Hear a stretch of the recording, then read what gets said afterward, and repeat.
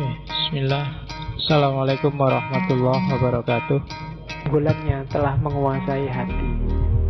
Apa kalau Bismillahirrahmanirrahim. cinta bila kita lihat levelnya isinya para yang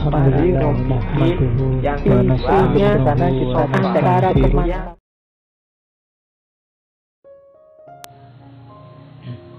Bismillah. Assalamualaikum warahmatullahi wabarakatuh. Bismillah. Tema alegori cinta ilahiyah. Jadi ini para sufi yang menulis roman percintaan, cuma sebenarnya simbolisme dari cinta ketuhanan. Hakikatnya itu karena mungkin dianggap lebih bisa menarik orang. Nah, kalau nanti dipahami hanya sebagai cinta biasa saja ke antara laki-laki dan perempuan, ya tidak apa-apa. Karena cinta yang menurutmu romantis biasa itu pun sebenarnya merupakan satu anugerah dari Allah dan merupakan pengantar untuk menuju cinta ilahiyah. Dalam dunia tasawuf itu kan ada istilah puncaknya suluk itu takholak bi ahlakillah, berakhlak seperti akhlaknya Allah.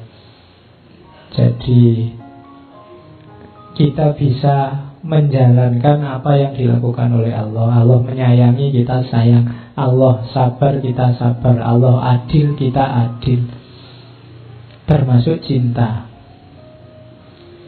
Makanya sebelum ngomong Nizami, saya ambil itu dari Ibnu Arabi. Kalimatnya menarik.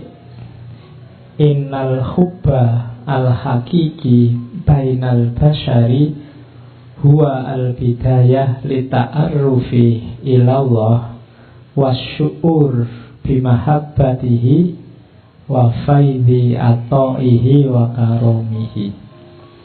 Sesungguhnya cinta yang hakiki, cinta yang tulus antar manusia itu adalah awal perjalanan menuju pengenalan kepada Allah.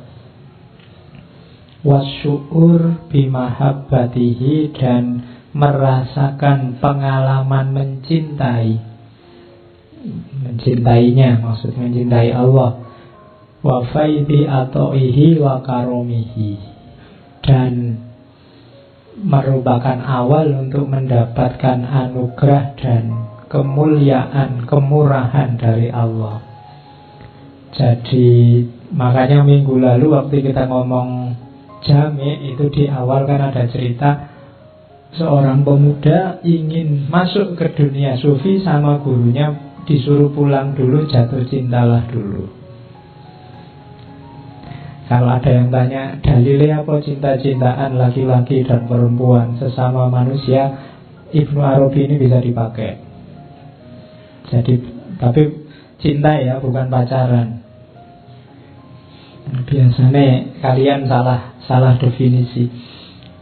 Ya, cinta tidak harus pacaran. Kadang-kadang pacaran tidak ada cintanya, ya ada. Iya, loh sekarang pacar sewaan ada loh. Jadi dalam rangka memenuhi kebutuhan biar tidak jomblo, yang penting ada, kan itu ada. Nah, latihanlah mencintai jiwamu biar lembut. Ya sebenarnya banyak. Kalau saya ngomong mencintai tidak harus lawan jenis. Sesama sahabatmu, orang tuamu, saudara-saudaramu, tetanggamu, sesama muslim, sesama manusia, banyak yang bisa dicintai. Cintailah, belajarlah mencintai. Tema-tema semacam ini mungkin perlu agak sering kita angkat karena hari ini situasinya hampir semua mengeraskan hati. Apalagi menjelang pemilu seperti hari-hari ini, itu keras. Orang lembut pun bisa jadi keras. Rencananya nggak mau maki-maki, tapi begitu membaca WhatsApp, baca Facebook, terus tidak sengaja misuh. Situasinya keras. Maka cari hal-hal yang bisa melembutkan hatimu. Ayo, antara lain baca novel-novel rohani, religius, termasuk novel-novel tentang cinta, seperti malam hari ini. Masih banyak yang lain sebenarnya, tidak cuma dua ini. Para sufi itu punya banyak karya sastra yang luar biasa. Kalau di Indonesia dikenal misalnya beliau Buya Hamka. Itu kan juga sastrawan, budayawan, ulama, yang hari ini jarang bisa begitu. Oke, malam ini kita ketemu cerita yang sangat terkenal, Laila Majnun. Jadi Laila Majnun ini sebenarnya sebelum ditulis oleh Nizami, nama lengkapnya, nama aslinya adalah Ilyas sebenarnya. Lengkapnya Jamaluddin Ilyas bin Yusuf bin Zaki. Cuma nama penanya Nizami. Kadang-kadang disebut Nizami Ganjawi karena berasal dari daerah Ganj.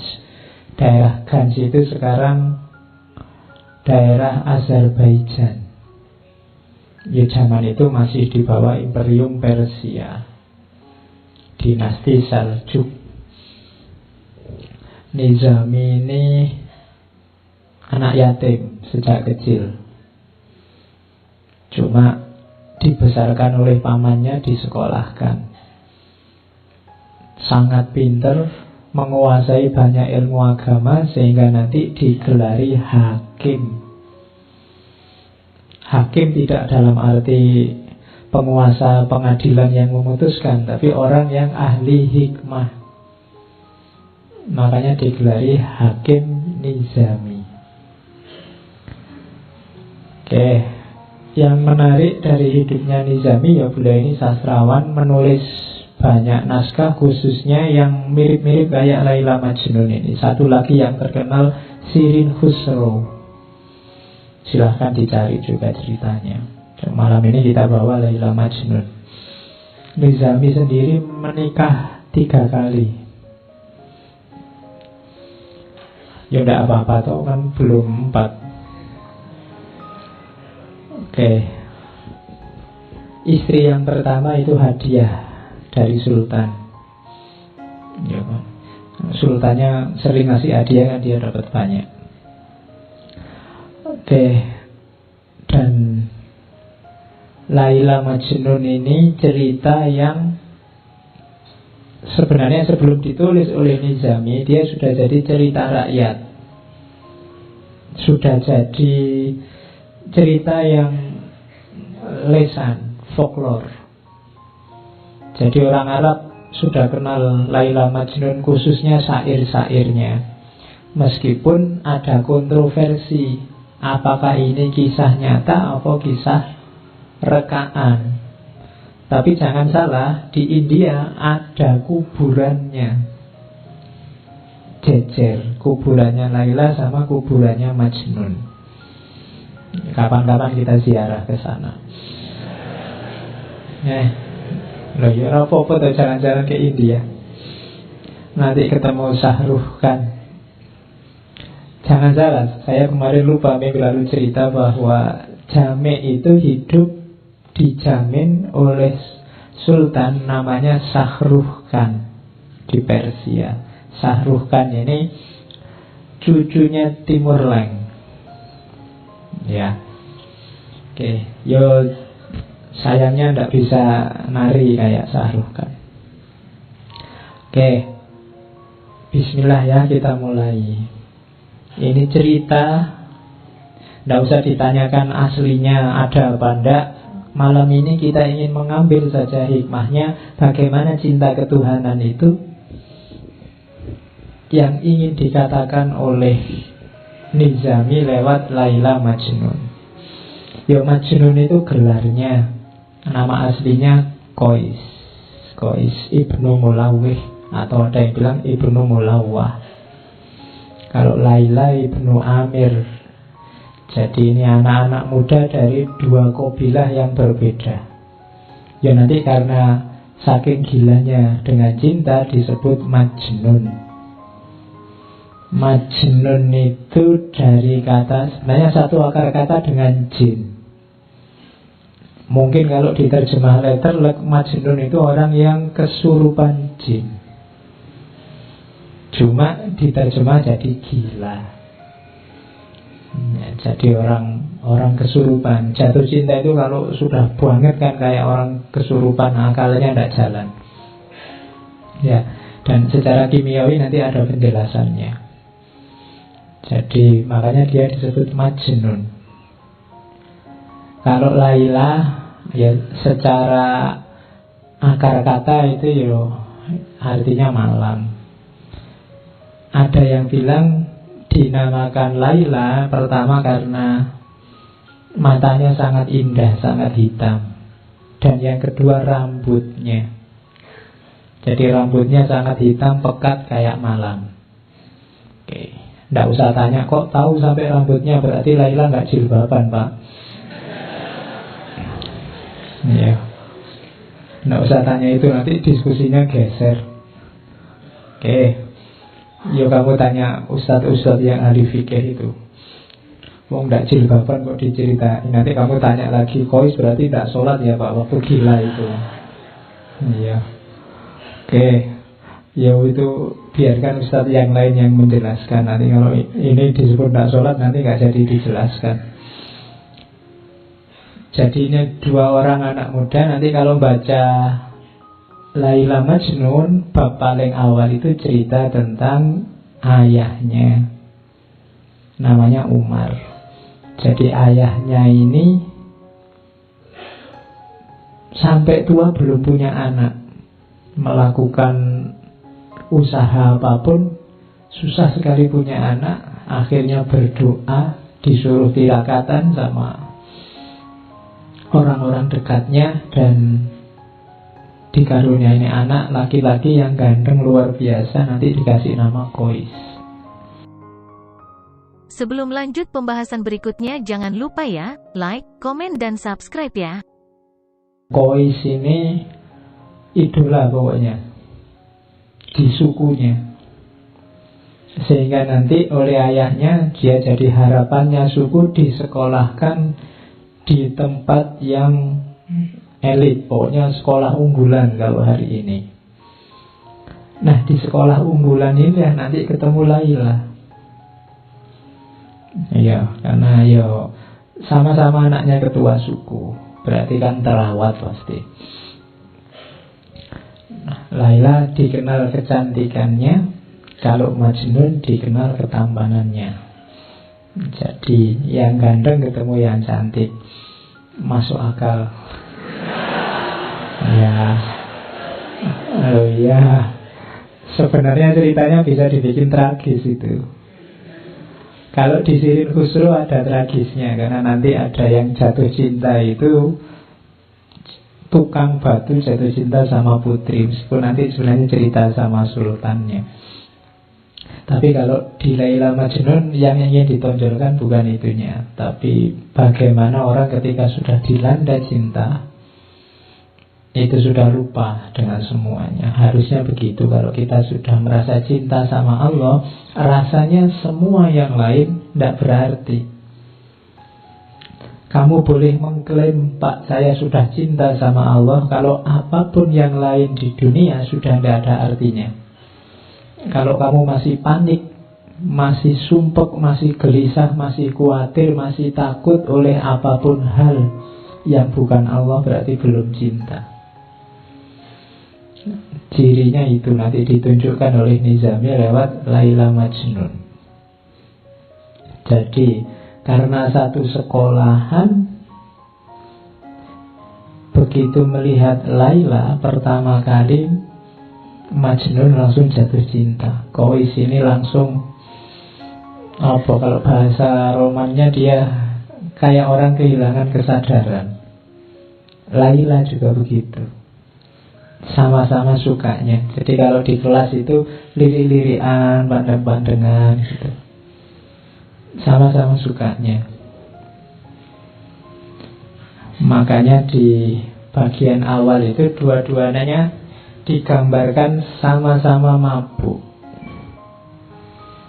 Jadi serangan pertama itu kan memang dahsyat bagi yang alami, yang belum dibayangkan. Jadi itu syairnya yang bagian-bagian awal. Jadi berlalu masa saat orang-orang padaku memohon pertolongan, dan kini adakah penolong yang akan mengabarkan rahasia jiwa pada Laila. Itu maunya Kois. Kemarin-kemarin aku kan ketua suku, orang kaya, sering dimintai bantuan. Sekarang ada enggak yang bisa membantu aku? Wahai Laila, cinta telah membuatku lemah tak berdaya, seperti anak hilang jauh dari keluarga dan tidak memiliki apa. Cinta laksana air yang menetes menimpa bebatuan. Waktu berlalu dan bebatuan itu akan hancur berkepingan, berserak bagai kaca, berpecahan. Begitulah cinta yang engkau bawa padaku, dan kini telah hancur binasa hatiku. Hingga orang-orang memanggilku si gila, yang suka merintih dan menangis sedih. Mereka mengatakan aku telah tersesat. Wahai, mana mungkin cinta akan menyesatkan. Jiwa mereka sebenarnya yang kering, laksana dedaunan diterpa panas mentari siang. Bagiku cinta adalah keindahan yang membuat mata tak bisa terpejam. Pemuda mana yang bisa selamat dari api cinta? Nah, itu Majnun. Majnun ini, Kois ini dikenal pintar membuat syair-syair indah. Ya, yang menyusun Nizomi sebenarnya, cuma atas nama Kois. Jadi nanti ceritanya Kais ini, apalagi waktu gila itu sering dikerumuni orang karena syairnya ditunggu-tunggu. Jadi dia kayak orang tidak terawat, tidak pakai baju, rambutnya gondrong, tapi orang berkumpul nunggu syairnya yang keluar. Nah itu, kalau di kita kan kalau ada orang gila ditunggu mau ngasih isyarat nomor berapa gitu. Kalau Kois itu ditunggu syairnya, karena syair-syairnya indah, makanya banyak yang hafal. Saya bilang tadi sebelum ditulis oleh Nizami, sebelumnya orang sudah kenal, dan syair-syairnya Kois ini banyak dilakukan. Jadi itu dahsyatnya. Saya tidak tahu memang aslinya pinter bikin syair atau karena cinta itu membuat orang puitis. Yo, kalau tidak percaya, yang jatuh cinta itu kan mendadak dia bisa bikin puisi. Ya, oke. Jadi wong kehujanan pinggir jalan gitu aja, aku berteduh, itu kan kalau yang jatuh cinta itu bisa lahir puisi. Tapi yang tidak sedang jatuh cinta kan paling kamu mainan HP apa gitu. Jadi mungkin dua-duanya, dia memang punya bakat bikin puisi dan sedang jatuh cinta, lebih dahsyat puisinya. Oke, Laila juga begitu. Laila juga di beberapa bagian Laila Majnun itu banyak juga mengeluarkan puisi-puisi. Meskipun nanti puisi-puisinya kebanyakan lewat surat yang dikirimkan pada Majnun. Itu salah satu contoh Laila juga mengalami kemabukan. Semua yang tampak dari manusia adalah kebencian, namun cinta telah memberikan kekuatan. Orang-orang mencemooh hubungan kita Sesungguhnya mereka tidak tahu betapa kerinduan yang tersimpan dalam dada. Jadi syair ini lahir ketika orang mulai rame. Jadi ini dua orang, anaknya orang terpandang, pacaran kemana-mana berdua, tidak bisa dipisah. Jadi gosip di mana-mana. Wong sedang belajar loh, sedang kuliah loh, kok yo pacaran kan itu. Itu terus jadi gosip, jadi omongannya orang. Nah, ayahnya Laila itu merasa bahwa ini pencemaran nama baik. Jadi ini meruntuhkan kehormatan suku. Maka untuk tidak timbul masalah terus, tidak jadi bahan omongan terus, Laila ini dipanggil pulang. Sudah, kamu tidak usah sekolah, di rumah saja. Jadi dua anak muda yang sedang senang-senangnya, sedang mabuk-mabuknya, sekarang dipisah. Dan dimulailah babak pertama kegilaannya Majnun. Jadi waktu dipisah itu mulailah dia nyari-nyari cara untuk ketemu, tapi tidak bisa. Mulai keluar banyak syair, tangisan-tangisan. Kemana-mana yang keluar dari mulutnya hanya Laila. Pokoknya Laila, Laila, Laila. Terus yang keluar dari mulutnya itu. Ini pelajaran sebenarnya dari Nizami. Kalau kalian memang sedang jatuh cinta sama Allah, akan keluar secara otomatis dari mulutmu nama Allah. Kamu sengaja atau tidak, pasti akan keluar. Kalau itu memang cintamu pada Tuhan sudah tumbuh dalam hatimu, tidak bisa dipaksa. Mungkin sekali-sekali kamu, Pak, saya ingin jadi orang kaya wali-wali sekti itu, dari mulutnya Allah terus. Mungkin 5 menit kamu bisa Allah, Allah, bariku ya lali. Kenapa? Fondasinya belum ada. Ya tekadmu ada, tapi fondasinya belum. Cinta. Kalau sudah cinta, tidak perlu dipaksa, otomatis. Nggak perlu kamu, pokoknya Pak, setiap malam saya baca sekian ribu kali namanya Allah. Tidak harus kamu patok begitu, otomatis akan keluar ketika cinta itu ada dalam dirimu. Makanya latihanlah jatuh cinta. Jiwamu biar paham, oh kayak gini cinta itu. Itu yang dialami oleh Majnun. Kemana-mana yang dia sebut hanya nama Laila. Tuh. Jadi katanya Majnun, Laila telah dikekang oleh orang tuanya, dan orang tuanya mengancam dengan niat jahat kejam. Tiada lagi harap pertemuan. Ayahku dan ayahnya sesak dada dan sakit hati mereka. Bukan karena apa-apa, hanya karena aku mencintai Laila. Mereka menganggap cinta adalah dosa. Cinta bagi mereka adalah noda yang harus dibasuh musnah. Padahal hatiku telah menjadi tawanannya, dan ia juga merindukanku. Cinta masuk ke dalam sanubari tanpa kamu undang, tanpa kami undang. Bagai ilham dari langit yang datang menerjang lalu bersemayam dalam jiwa. Dan kini kami akan mati karenanya, karena cinta telah melilit seluruh jiwa. Katakan padaku, siapa orangnya yang bisa bebas dari penyakit cinta? Nah ini Majnun. Jadi cinta itu kalau sudah menyerangmu, engkau tidak akan berdaya. Kamu tidak akan bisa menipu dirimu. Kalau kamu sudah jatuh cinta pada sesuatu, kamu pura-pura tidak cinta, itu tidak akan bisa. ya mungkin ditolak, ya mungkin tidak nyambung, ya mungkin dia tidak suka padamu. Tapi kalau kamu memang jatuh cinta, kamu tidak akan bisa mengelak.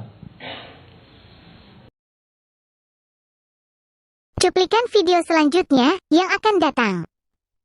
Duhai, betapa besar bahaya ku undang sekedar untuk bertemu denganmu. Ku korbankan segala yang ada padaku. Ku ubah diriku hingga engkau pun tak mengenaliku. Ku ayunkan langkah dengan tetes air mata. Dan setelah memasuki perkampunganmu, ku buang semua tanda yang membuat orang mengenaliku.